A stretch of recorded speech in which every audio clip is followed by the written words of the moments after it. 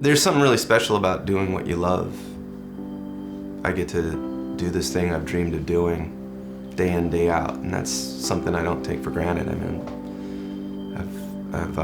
I see a lot of people go through their lives and they're doing things that they don't want to be doing. So just the gratitude for getting to pursue something and try to get better at it every day, and it's an ethic that means a lot.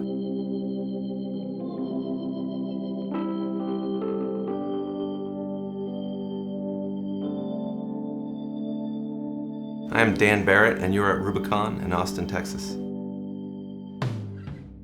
I just realized that a lot of my favorite records were done in houses. I like to be in a homey environment, and my artists might like that. And it just was so comfortable, and had a great porch, and just kind of seemed like a nice place to work. An artist here doesn't feel like they have to do anything unnatural. They can just kind of make themselves at home and kind of sink into who they actually are.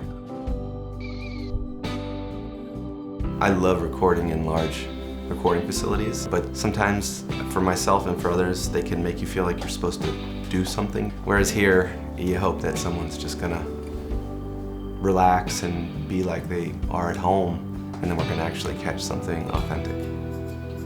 We would probably need a psychologist in here to figure out why I have so many guitars. There's probably some really deep-seated reason as to why there's always another one. Some of them have stories, so like we walk around, you're like, that one wants to talk today, and it gets kind of silly like that. But yeah, and they're just beautiful and inspiring. The best moment is when an artist realizes that we've tuned into them. Like oh, that's me. And that's like not just like me, but that sounds like the me that I've been hoping to share. And even better, there's the me that I was hoping to share, and then there's stuff I didn't even know I was. Brian Eno says, trust your mistake is a hidden intention, and that's one of the guiding principles of this place. The environment and the overhead is such that we can try a bunch of things that don't work until we find something that works better than anything we would have found if we had to sort of rush that process. In my opinion, you can't make a great record that hasn't left you a different person. There's just something about the process that is unique and pulls things out of you mentally, physically, emotionally, and every which way. I have loved working with Vintage King and still do.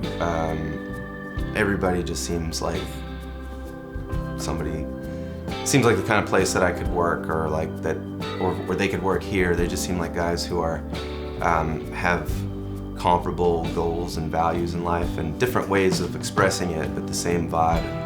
You know what a vision board is, where you like cut out the pictures? I'm like a grown-ass man cutting out pictures of U-47s that I want to own one day and putting them up in my bathroom. Like, this is like the stuff that I want, and writing in my journal like what next gear is going to help me do this.